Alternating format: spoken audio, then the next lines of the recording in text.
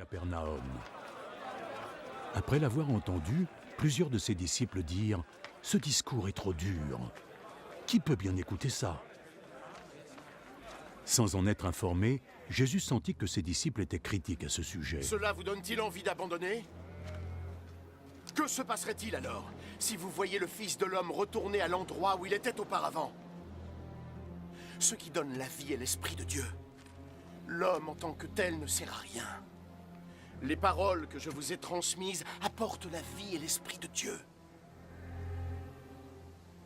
Mais il en est parmi vous qui ne croient pas.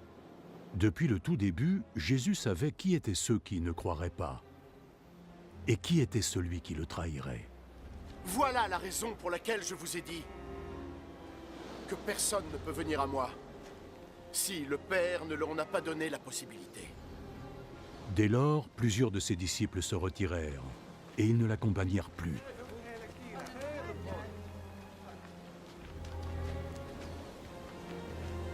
Et vous? Vous ne voulez pas partir aussi?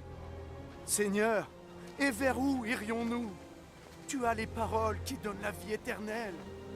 Et désormais, nous croyons et nous savons que tu es le seul et l'unique, l'envoyé de Dieu.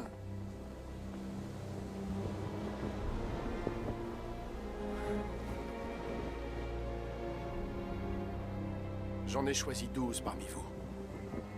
Et pourtant, l'un d'entre vous est un démon. Il parlait ainsi de Judas, le fils de Simon Iscariote. Car Judas, bien qu'il fût l'un des 12 disciples, était celui qui allait le trahir.